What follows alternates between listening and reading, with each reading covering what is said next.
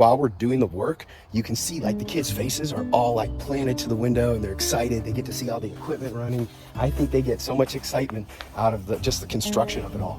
Hi everyone, Phil here with Sarros Landscaping, and today I am standing in the back of Preschool Learning Academy, and we do a lot of these types of jobs, but the artificial turf here is coming together. Once I get to the other side of the building, I'll show you where we have not yet completed it. But here's the cool thing. This particular client of ours has called us back repeatedly, so I would say this is probably our fifth, maybe sixth playground that we've done for them. So this is the toddler area. So in most preschools or learning academies, you're going to have usually 3 playgrounds. You're going to have a young toddler type playground, like a playground for older kids, and then another playground for even older kids. So the one I'm standing on right now, you can see the size of the play equipment. It's larger. You can see the size of the fenced in area. The fence is way back over there, so it accommodates more children. This area is much smaller because there's not as many young children. So the playground size itself, the toys are smaller. They're meant for younger kids. So this area right here that you're looking at, this was actually completed a year and a half ago, maybe approximately 2 years ago. And this was left all grass. And this is probably 17,000 square feet. So we started off doing this, and this is kind of probably a little bit of a test project for us. The school probably wanted to see, like, do we really know what we're doing? Are we going to do a good job? We'll give them this small playground, see how it goes. And from there, it just grew. They said, yes, we want to expand, we want to do this. And after this school is complete, we're going over, I don't know, 10, 12 miles to another one of their locations. But the cool thing about this is one of the most enjoyable jobs, because while we're doing the work, you can see like the kids' faces are all like planted to the window and they're excited. They get to see all the equipment running. I think they get so much excitement out of just the construction of it all. So this is a poured in place rubber mulch mat. We did not do this, but we are adding this to the list of our services. I'm actually in the process of just learning how to do this. So this is something that was already complete, so we could build up our turf right to the edge. So you can see that once we come through the fence, we actually have to take these sections of fencing out in order to lay out the turf, and then we'll put it back when we're done. This job is looking amazing, but that's me standing here. We've sanded, so here's the fence. We're going back around. We started all the way back around the other side of the building over there when it met up with the kids' playground. And the interesting thing is that the toddler playground, I'll just show you real quick. The interesting thing is the turf that we used for that is not the same turf we're using for this. The turf we used for that is not being made anymore, so we had to use a different turf. And same manufacturer. We buy all our turf through Global Sin Turf. This is a different color. The mat. I mean, here's where you can tell a little bit. Let me just put this down here so you can see just a little bit. There's a difference in green right there, but when you stand back, you can barely notice. In any case, we didn't have to. It's not really a big deal that they're different turfs. They're similar enough. So then what we're looking to do is, when we lay this out, I always lay it out with my foreman Eduardo, and I usually measure it myself, but then I come back with him and re-measure again. We always want to identify a couple things. One, what is our direction of turf? Are we going to run it this way?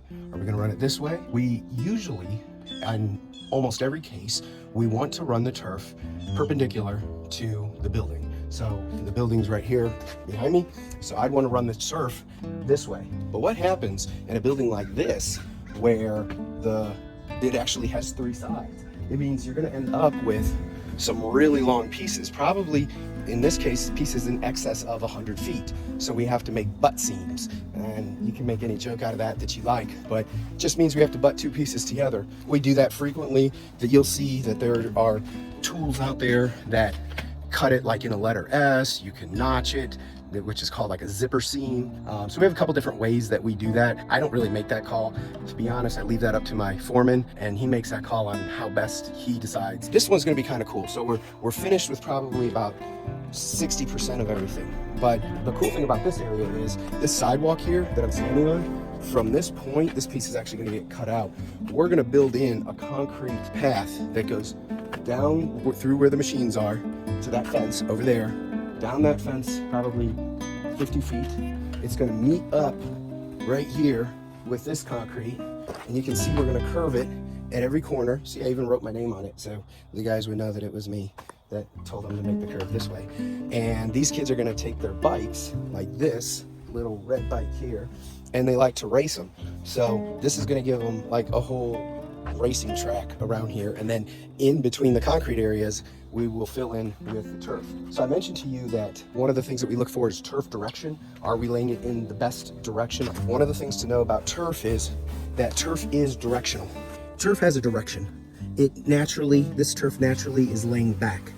When it lays back like this, it's glossy on this side, okay? So what we're gonna do is we're gonna come in with a power broom. That machine right there, this here is a snow sweeper. And this snow sweeper has plastic bristles. And on a hunch, I paid a couple $1,000s, I think, and bought this thing off Amazon because we didn't want to use the power brooms that you have to hold with your hand. I mean, when you're doing sometimes 25,000 square feet of turf, you just don't want to use a power broom by hand. So that actually works perfect. I need to private label that. Oh, but I was telling you about turf direction. So check this out, okay? So you see it from this direction, laying flat. Once the power broom comes, it's gonna roll it all up on its end, and we're gonna drop sand using a drop spreader, which is actually right here. This is our drop spreader. We'll drop sand in here, and then when you come around, can you see the difference in the non-glossy side? So this is the side that you're gonna see. It's gonna look like grass. It's gonna stand up. It's gonna be, brooms filled with sand, and then it's going to stand up this way. But again, let me show you the glossy side, non-glossy side. I hope that comes through on camera, but it's a really big difference when you hold the piece up and you show it to a client. You're like, see it this way, and now see it this way, and that's the difference. I think we may have bought every box of nails from every Home Depot around us. So anyway, here's what we're using. We're using 6-inch galvanized twisted shank spikes. I'm split on the galvanized. I have two schools of thought. I mean, obviously galvanized doesn't rust, and we don't have problems. To say we really don't ever have a problem with nails popping up. And I can't even really find these in steel if I wanted to. So galvanized seems like that's the only way they sell these. But the concept is, if this were steel, it would rust. And if this would rust, it would take years and years to rust down to nothing. It would probably rust on the outside, and it would create little barbs on this, and those barbs would bite into the turf below, and they never would come up. We prefer to use steel, but we use 10-inch spikes when we do paver jobs because they do rust, and when they rust they can't pop back out, and that's why but in 10-inch we can find steel. In the 6-inch twisted shank, have a lot of problems. I haven't been able to find steel. So here we are. Here's a new machine I bought this year. Not new, I bought it used, but this is great. This is a Bomag vibratory rolling compactor. This is a huge time saver. I mean, it wasn't very much. It was about $30,000 to buy this, but this saves us so much time. I mean, could you imagine 20,000 square feet trying to do it all with a plate compactor? If you can't imagine, let me just tell you, because we have done that with, and this is even a bigger one. We had a smaller one we've done it with. This is at least a larger plate compactor, but we've done it, when you're starting out and you don't have all the tools, you got to do it in lifts and do it in layers. Right now, with that machine over there, we can put 6 inches of gravel down and 4 to 6 inches of gravel. It's no problem. We're in 1-2 passes, it's compacted. So here's what's left. Here's our entrance where we're coming in. So right now we've temporarily taken out the fence, and so when you're bidding these jobs, and I made the mistake, and I'm just going to tell you because this is a mistake I've made. I would look at this job and I would measure it up, put a price together, and then I knew that I didn't know, on those interior fences, the ones that separate the different playgrounds, I never really considered the fact that we're gonna have to remove this fence on my first job. And then, sometimes things that are obvious aren't so obvious. So now I know, on these school projects, we have to look and inspect all of the fencing, because at some other schools that we've done, we've had to replace all the exterior fencing. It's in such bad condition. No one's working today because it's actually a Sunday. I was just out for a drive, taking the camo truck out for a drive today, and I thought, let's come up and see the school, see how things are progressing, and that'll save me a trip up here tomorrow on Monday. Let me get back in the office and get some work done. We got 4 more rolls sitting here. God, these rolls are big, and that's what I wanted to show you on that. This is gigantic. 1,000 pounds. When I started doing this, when we started doing a lot more turf, we didn't have all the equipment that we needed. We didn't have every single tool that was specialized for this. The first few jobs, we hand carried rolls like that. We'd have 6 guys lined up when the delivery truck comes, because when the delivery driver is third-party freight. So one of the cool things that we bought was a carpet pole. And a carpet pole, I'll show you what that looks like right here. This is 12 feet long. When I unloaded it, when I purchased it, it got delivered to my personal home. But that carpet pole saves us a ton of work. Now we can take that roll that weighs 1,000 pounds and we can just simply lift it with our skid steer. You can still do these jobs with forks. You can use a dolly. Much better if you have a full-size skid steer with forks. So little things that we do that I think the school appreciates is, we try to keep, there's our trash pile. It's not spread out all over the site. We don't have trash everywhere. We have one pile sitting over here. So at the end of the job, we'll take all of this and we will go and we will dump it. The entrance, I know the school appreciates that. We don't even bother them with it. We're gonna sod everything here at the entrance to make sure that that looks good. And I'm guessing we probably have another week here. We'll be done by Friday. I can't imagine it'll take us more than 5 days to complete the work that we've already completed back there, to finish 16,000 square feet, something like that. So anyway, I hope you enjoyed this tour of preschool. These are great jobs. These are the jobs that I personally love the most because I know how crappy the playgrounds look when we show up. Because over the years with all these kids, and then you're trying to put like a couple feet of mulch for fall zones, and then the mulch is going everywhere, and then it rains, you've got drainage issues, water issues. The next 2, 3, 4, 5 days, it doesn't even dry out because it's still not draining properly. So we fix all the drainage. We get everything perfect. And I like that. Everything drains properly. You can go back out and you can play on it again. So it brings me a lot of personal enjoyment because it's making a whole bunch of kids happy. It adds value to the school. So now when there's other, families in this area that are looking to send their children to a preschool or a daycare or learning academy, they're going to do some homework. They're going to want to go around. They're going to want to visit some places. They're going to want to look and see what the environment is like. And when you've got a great school and a great staff and ownership. Anyway, I hope this helps you get some insight, maybe get excited about doing artificial turf. Maybe check it out and see if that's something you want to expand your business into. If you do any type of hardscapes, artificial turf is just a natural progression. There are a dozen or more tips and tricks, and I'll probably make a video about that shares all of that information about just things you need to know. I've tried to share some of those ideas with you today. Certainly it's not every single thing. There's a lot more to it. All right, I almost ended this video after the last take where you saw this all being dirt and still being built, but I wanted to give you an inside look as to the entire project, completely finished, crew's gone, cleanup's gone. Okay, good news everybody, we're in. So, as I stated again, this portion of playground was built about 2 years ago by us. This is where I showed you that we were complete up until about this area in here, and boom, I'm gonna let it hit you. This is really nice. Size. Now we're gonna go to the cool part.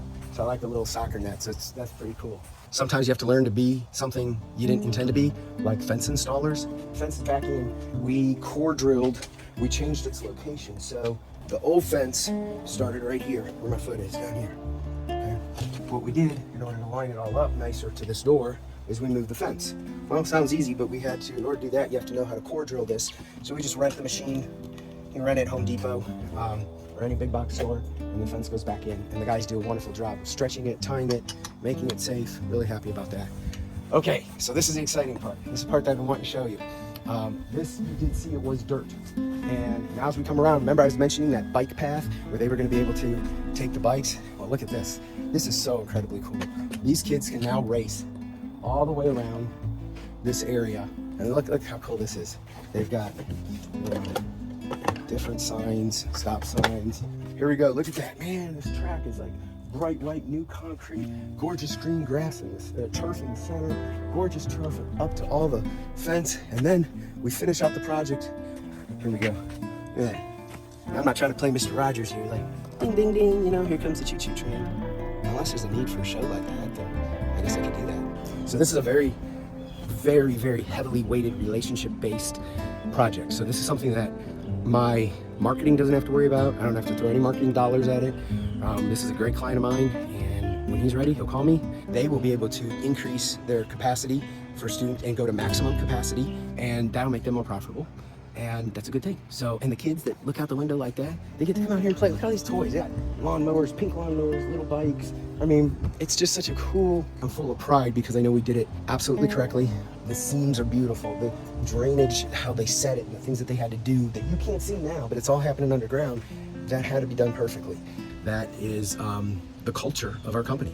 You know, we're going to do things right, and we're going to do it right the first time as often as we possibly can. We do have to go back. We get callbacks once in a while, but you know, for the most part, we try to learn from these callbacks. You know, okay, they called us back for this. Let's never do this again, and let's make sure it works. So anyway, hope you enjoyed this tour of this preschool daycare area, and I will be bringing you more schools, more putting greens, more cool artificial turf videos, more landscaping videos. And so make sure to please subscribe to the channel, hit the like button, and hit that notification bell so you can get more of these videos as soon as I release them.